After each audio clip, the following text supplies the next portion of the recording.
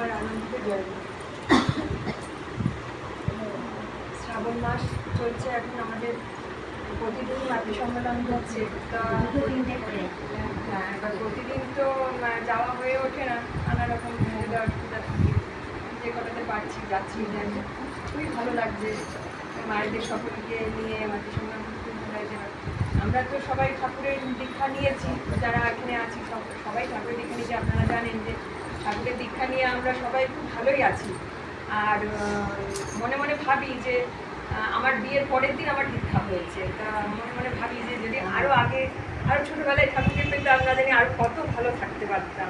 আমার ছেলে মেয়েকেও আমি তাই বলি যে দেখ, তোদের তো খুব ভাগ্য, তোরা তো জন্ম থেকেই মানে ঠাকুরকে পেয়েছি, আমরা তো সেই সৌভাগ্যটা আমাদের হয়নি। যাই হোক, এবার কী বলবো, একটা রিসেন্ট একটা ঘটনা নিয়েই বলছি। মানে ফেসবুক তো সবাই দেখেন, এবার ফেসবুক ঘোরাতে বেড়াতে একদিন দেখছি যে একজন সিনেমা আর্টিস্ট, আমি নাম বলবো না, বেশ কয়েক মাস আগে তিনি এবার ফেসবুকে পোস্ট করছেন যে ওনার প্রচুর মানে সম্পত্তি, প্রচুর টাকা, বাড়ি গাড়ি, ব্যাংক ব্যালেন্স আছে, জি চাকর সব কিছুই আছে, কিন্তু উনি লিখছেন যে এত কিছু থেকেও আমার কিন্তু এখন সেই হসপিটালের বেডে শয্যাশায়ী আমি, এবং হুইল চেয়ারে করে আমাকে যেতে হচ্ছে, মানে কোথাও যেতে হলে আমাকে হুইল চেয়ারে করে কেউ ধরে নিয়ে যায় তবে আমি। কিন্তু তাই বলি যে টাকা, বাড়ি গাড়ি, সম্পত্তি যত কিছুই থাকুক, কিন্তু আমরা যদি ঠাকুরকে ঠিকমতো না ধরি তাহলে তার কোনো মূল্য নেই।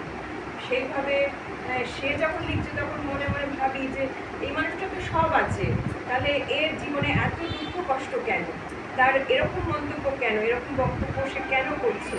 কারণ তার ঠাকুর ধরা নেই। আমরা তো অনেক সৌভাগ্য করে এসেছি যে আমরা ঠাকুরকে এই জন্মে আমরা পেয়েছি। বলে না যে পূর্বজন্মের স্বীকৃতি না থাকলে ঠাকুরকে পাওয়া যায় না। অনেকে দীক্ষা নিতে গিয়েও ফিরে আসে, ঠাকুরের দীক্ষা তাদের হয়ে ওঠে না, দীক্ষা নিতে পারে না। আমি ঘটনাচক্রে আমি আমার মা একবার মানে বিয়ের আগে আমরা ভারত সেবাশ্রমে দীক্ষা নিতে গেছিলাম, কিন্তু সেখানে মন্দির বন্ধ ছিল, আমাদের হয়ে ওঠেনি। হয়তো ঠাকুর চেয়েছেন বলেই ঠাকুরের চরণে আসতে পেরেছি, এটা আমার পরম সৌভাগ্য আমি মনে করি। আর এও বলি যে ঠাকুরের চরণে এসে আমরা যদি ঠাকুরকে নিয়ে চলি, ঠাকুরকে একটু মেনে চলি, তাহলে আমরা প্রত্যেকেই বুঝতে পারবো যে আমরা কত ভালো রয়েছি, কত আনন্দে রয়েছি।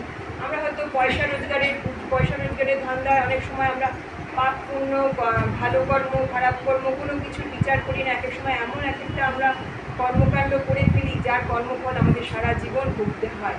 কিন্তু ঠাকুর যেটা বলেছেন যে উষায় নিশায় মন্ত্র সাধন, চলাফেরায় জপ, যথাসময়ে ইষ্ট নির্দেশ, মুক্ত করাই তো, এগুলো যদি আমরা একটু মেনে চলি আর ভোরবেলায় ইষ্টবিধির মাধ্যমে ঠাকুরের সাথে যোগযুক্ত থাকতে পারি, তাহলে হয়তো আমরা নিজেরাই বুঝতে পারবো যে আমরা কোনটা ভালো কর্ম করছি, কোনটা খারাপ করছি, কোনটা আমাদের করা উচিত, কোনটা আমাদের উচিত না, আমরা নিজেরাই বুঝতে পারবো। এবং ঠাকুরকে নিবেদন করলে একটা অটোমেটিক্যালি একটা যেন ইঙ্গিত পাবো আমরা যে আমরা সত্যি আমরা এটা ঠিক করছি না এটা ভুল করছি, তখন আমরা নিজেরাই সেটা সংশোধন করে নিতে পারবো। তাই ঠাকুর ধরা আমাদের এ কারণেই আমাদের দরকার। কিন্তু আমরা সবসময় তো আমরা সঠিক কাজ করি না, সঠিক পথে চলি না, কিন্তু ঠাকুর আমাদের সেই নির্দেশগুলো, সেই বাণীগুলো তার সেই যেগুলো দিয়ে গেছে সেইগুলো পালনের মাধ্যমে আমরা ঠাকুরের পরম আশীর্বাদ লাভ করতে পারি, আর অনেক আপদ বিপদ থেকে আমরা নিজেদেরকে মুক্ত করে তুলতে পারি। আমরা এইভাবেই ঠাকুরের চরণে যেন সারা জীবন থাকতে পারি, আপনারা সকলে প্রার্থনা করবেন আর সকলের মঙ্গল কামনা করি। জয় গুরু।